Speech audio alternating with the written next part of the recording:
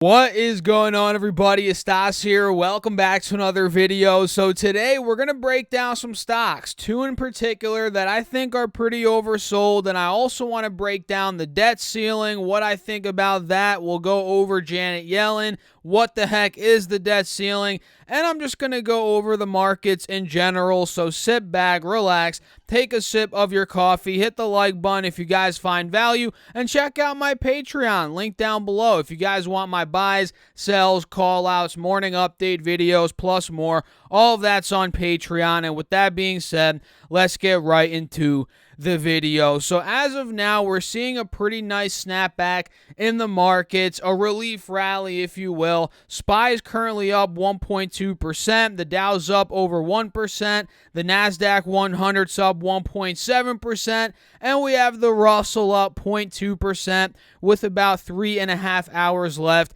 in the session. And as of now, you guys can see SPY is approaching, and it's actually testing as I'm making this video, the 180 moving average on this 20-day chart, which you guys can clearly see, the gold trend line. This has been resistance throughout this entire sell-off. So I think this is the moment of truth for SPY. You know, if we end up breaking out of here, maybe we start pushing up towards 440 and especially above 440, that could be a sign of an overall reversal. On top of that, we're seeing a bullish divergence, which could be signaling an overall reversal, but we gotta break out of 435, 440 first to actually see that reversal. And let's say on the flip side, we fail here and we start going under 430, maybe back to test the lows from yesterday or on Friday. That would signal that, hey, the rally we saw today so far ultimately ended up being a bull trap. So I'm keeping an eye on SPY very closely, and QQQ for that matter. This is also seeing a relief rally. We're also noticing a bullish divergence, and it's also, like SPY, under the 180 moving average here on the 20-day chart. So we got to break out of, let's say, 360, 365 to start seeing a reversal in QQQ. And until then, we're still stuck in this downtrend. And on top of that, we have a lot going on right now, a ton going on. We have tapering, interest rates.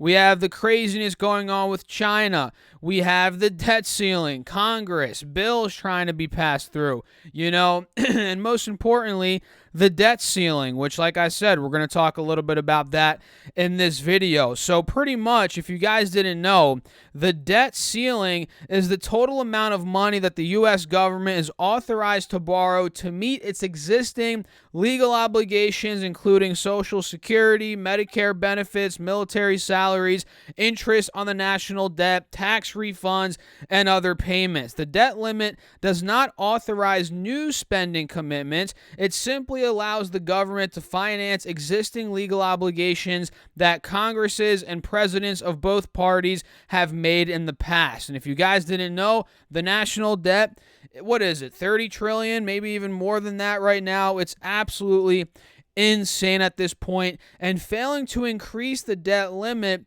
would have a catastrophic economic consequence. It would cause the government to default on its legal obligations, an unprecedented event in American history that would precipitate another financial crisis and threaten the jobs and savings of everyday Americans, putting the United States right back in a deep economic hole, just as the country is recovering from the COVID recession, right? The most recent recession. And the truth is, guys, I think Congress going back and forth, I mean, it's just negotiation tactics. There's no way they're not going to increase the debt limit by, I think, October 15th or 18th is the deadline. They're going to ultimately do it. They're just going back and forth. You guys know how that goes. And Janet Yellen, I believe this was today or yesterday, she came out, actually this was today, Tuesday. She said the economy, like I just mentioned, would fall into recession if Congress fails to raise the debt ceiling, and quote unquote, it would be catastrophic to not pay the government bills. How about the government stop taking all this debt? How about that? But that's a whole nother topic for a whole nother video. The government's just out of control, in my opinion. But She said, I fully expect default would cause a recession, and President Joe Biden on Monday called on Congress to raise the debt limit this week and avoid even approaching near certain economic turmoil. And like I said, this is all back and forth. I think they're most definitely going to raise the debt ceiling. Do I agree with it? Doesn't matter. I'm not in Congress. I'm just here on the YouTube channel, right, guys? So it doesn't really matter what I think. Well, I guess you guys do want to know what I think, but I already said I think government's too big. The debt ceiling is just going to keep getting worse and worse and worse. We're going to have more and more debt. And I feel like overall, Congress, the government, they just keep pushing the can down the road. They just want to play to our feelings as American citizens. They want to win our votes. They don't really care about actually fixing the financial situation of the country. They just want to keep pushing the can down the road, which I'm sure a lot of you guys have heard. I mean, the good thing, or the thing to do, would be to, raise interest rates, cut all the taper quickly, stop feeding the drug to the drug addict, but there's really nothing I can do. I mean, and I'm not in Congress, guys. You know that. But that's just a quick little opinion. So what do you guys think about it? Let me know down below in the comments. Make sure to also hit that like button if you guys are finding value in this video thus far. And yeah, just let me know your thoughts. And now let's talk about these two stocks that I'm looking at. One is growing a lot. Well, actually, both are growing a lot. And one is one that we haven't talked about. The first one we haven't talked about in a while. It's NIO, ticker symbol NIO. This stock has just been clobbered, especially in September. I mean, it's been down since the beginning of September from 42 per share.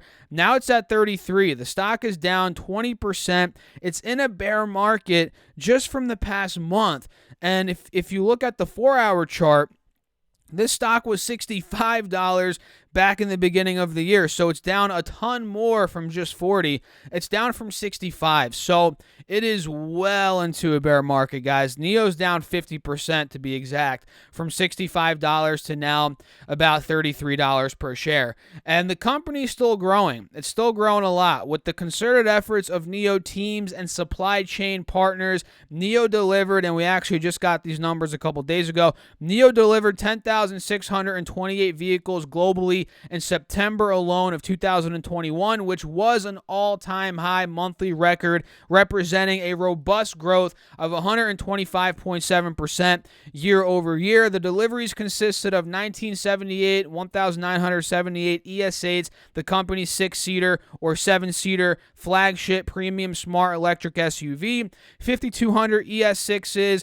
3,300 EC6s, and let's see what else. That's pretty much it. And NIO delivered 24,439 vehicles in the third quarter of 2021, representing an increase of 100% year over year and exceeding the higher end of the company's quarterly guidance. And as of September 30th, 2021, cumulative deliveries of the ES8, ES6, and EC6 reached over 142,000 vehicles. And one thing you guys have to understand, yes, the company's crushing quarterly year-over-year numbers, monthly year-over-year numbers, all that good stuff, but we saw such a massive rally in 2020. I mean, the stock was $2-3 in the beginning of 2020, and it went all the way to 66. So for you guys to think in a year that it went from 2 to 66, it's going to rip to 100 after that the next year, it's just unrealistic. So in my opinion, it makes sense that NIO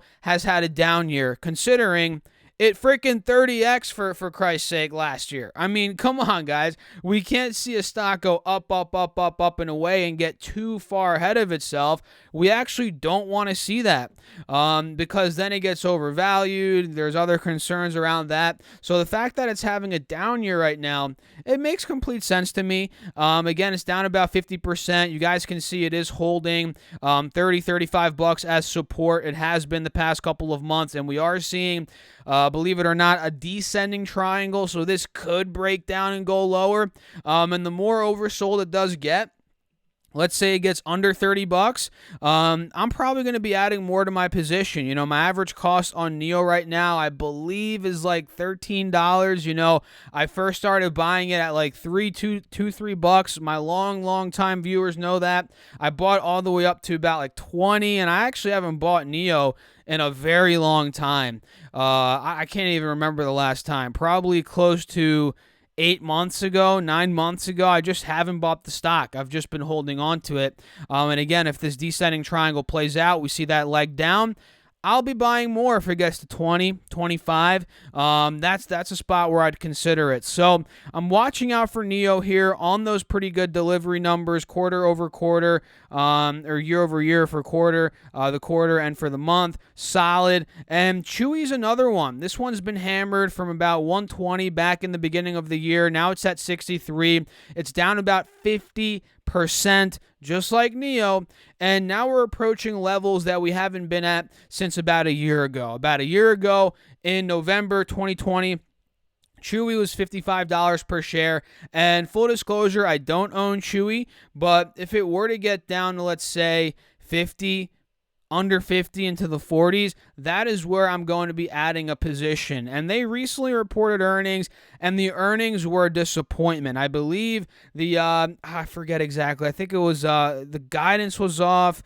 We got news that the quarterly the active customers was a bit lower than expected, something like that, a big data point for the company, and that just sent the stock into a crumble, right? I mean, it was 90 bucks before the earnings, now it's at 63. That should tell you. I mean, it's down 30% from the earnings report. It's in a bear market, so I'm looking at this as an opportunity, as a buying opportunity for a very high-growing company that I believe is here to stay. I mean, I live in New Jersey. I'm not sure where you guys live, but when I walk my dog, and by the way, I'm a Chewy customer, when I walk my dog in the mornings, right, I'm seeing Chewy boxes on many properties around here. I mean, people are ordering Chewy hand over fist, and I think they're ordering things on Chewy more than on Amazon due to the experience that is involved with Chewy. So I like this stock. It just hit a low point on this 4-hour chart, and just like NEO, I'm seeing a descending triangle, which could send the stock